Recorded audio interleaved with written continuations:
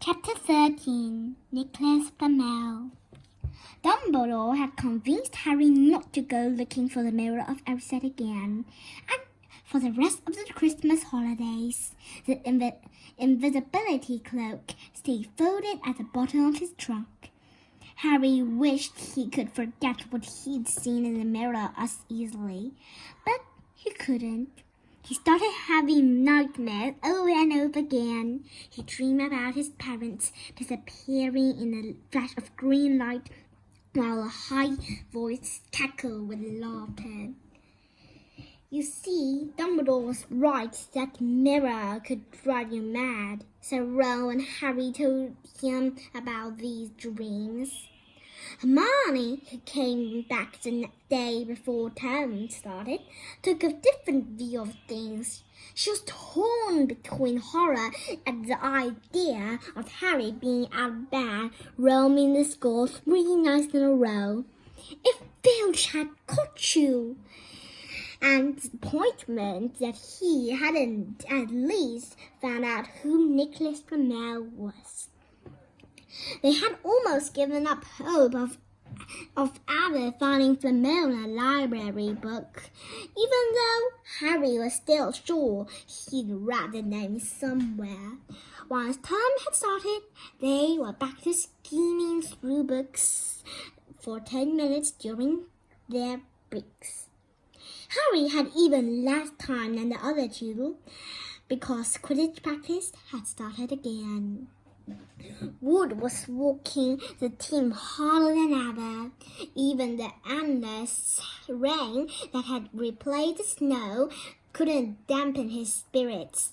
The Weasleys complained that Wood was becoming a fanatic, but Harry was on Wood's side.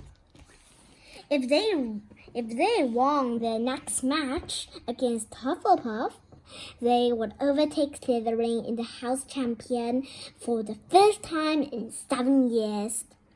Quite apart from wanting to win, Harry found that he had fewer nightmares when he was tired out of the training. Then, during one particularly wet and muddy practice session, Wood gave the team a bit of bad news. He just got very angry with the Weasleys, who kept dive-bombing each other and pretending to fall off their brooms. "Will you stop messing around?" he yelled. "That's exactly the sort of thing that will lose us the match. Snape's refereeing this time, and he'll be looking for any excuse to knock points off Gryffindor." George Weasley really did fall off his broom at these words. "Snape's refereeing?" He sputtered through a mouthful of mud. "When's he ever refereed a Quidditch match? It's not going to be fair if we might overtake Slytherin." The rest of the team landed next to George to complain too. "It's not my fault," said Wood. "We've just got to make sure we play a clean game, so Snape hasn't got an excuse to pick on us." Which was all very well, thought Harry, but he had another reason for not wanting Snape near him while he was playing Quidditch. The rest of the team hung back to talk to each other as usual at the end of practice. But Harry headed straight back to the Gryffindor common room, where he found Ron and Hermione playing chess. Chess was the only thing Hermione ever lost at, something Harry and Ron thought was very good for her. "Don't talk to me for a moment," said Ron when Harry sat down next to him. "I need to come." He caught sight of Harry's face. "What's the matter with you? You look terrible." Speaking quietly so that no one else would hear, Harry told the other two about Snape's sudden sinister desire to be a Quidditch referee. "Don't play," said Hermione at once. "See, you're ill," said Ron. "Pretend to break your leg," Hermione suggested. "Really break your leg," said Ron. "I can't," said Harry. "There isn't a reserve seeker. I back out. Gryffindor can't play at all." At that moment, Neville toppled into the common room. How he had managed to climb through the portrait hole was anyone's guess, because his legs had been stuck together, which was what they recognized at once as a leg locker curse. He must have had to bunny hop all the way up to Gryffindor Tower. Everyone fell about laughing, except Hermione, who leapt up and performed the counter curse. Neville's legs sprang apart, and he got to his feet, trembling. "What happened?" Hermione asked him, leading him over to sit with Harry and Ron. "Malfoy," said Neville shakily. "I met him outside the library. He said he'd been looking for someone to practice that on."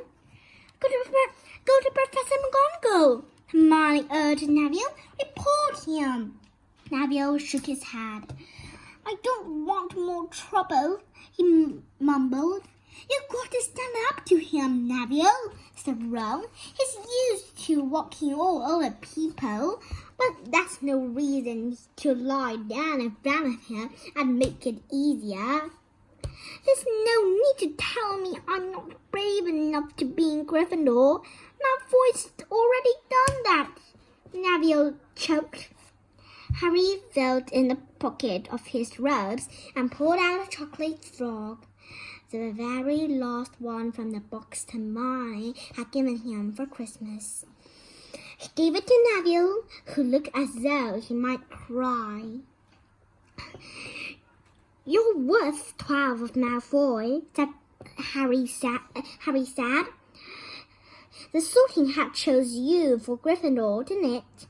And where's Malfoy in the stinking Slytherin?"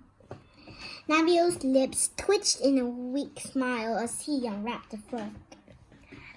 "Thanks, Harry. I think I'll go to bed. You want a card you collect now, don't you?" As Neville walked away, Harry looked at the famous wizard card. "Dumbledore again," he said. "He was the first one I ever—" He gasped. He stared at the back of the card. Then he looked up at Ron and Hermione. "I found him," he whispered. "I found the mail. I told you I read the name somewhere before. I read it on the train coming here. Listen to this.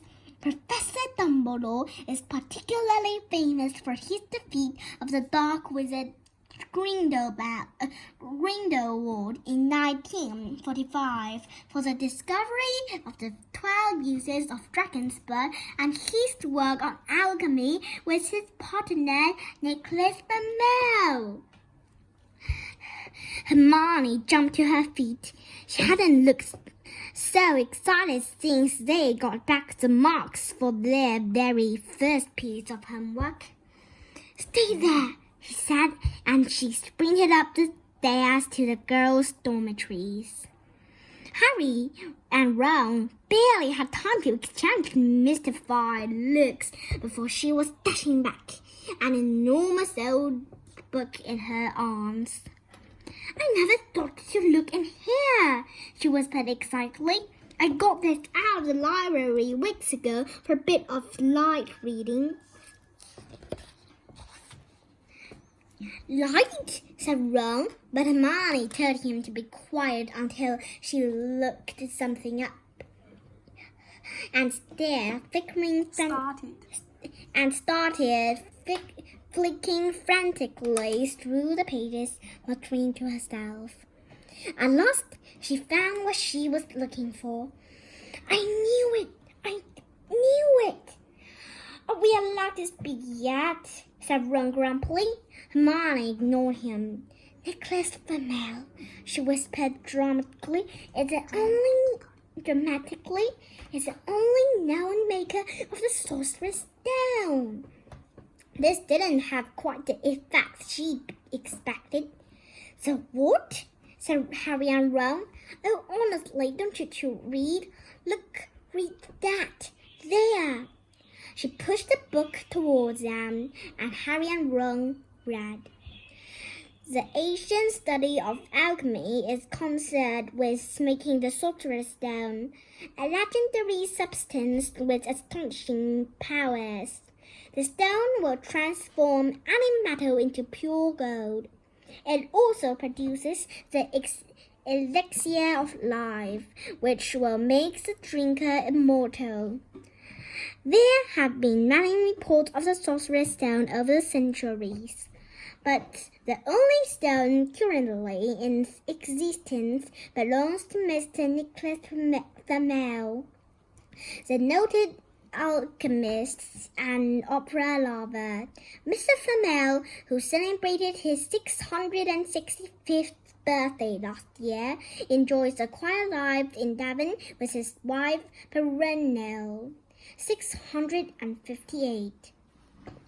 See, said Hermione when Harry and Ron had finished. The dog must be guarding Flamel's Sorcerer's Stone. I bet he asked Dumbledore to keep it safe for him because they're friends and he knew someone was after it. That's why he wanted the stone made out of Gringotts.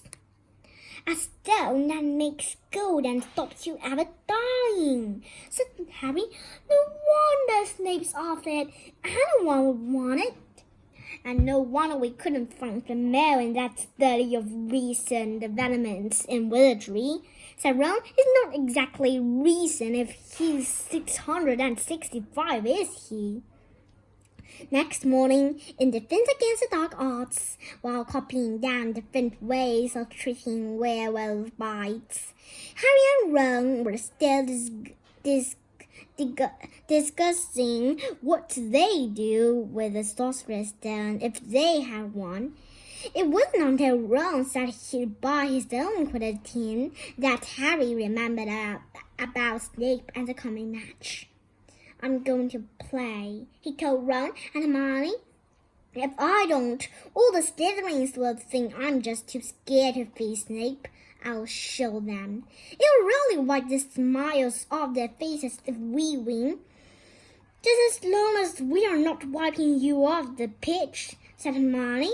As the match drew nearer, however, Harry became more and more nervous.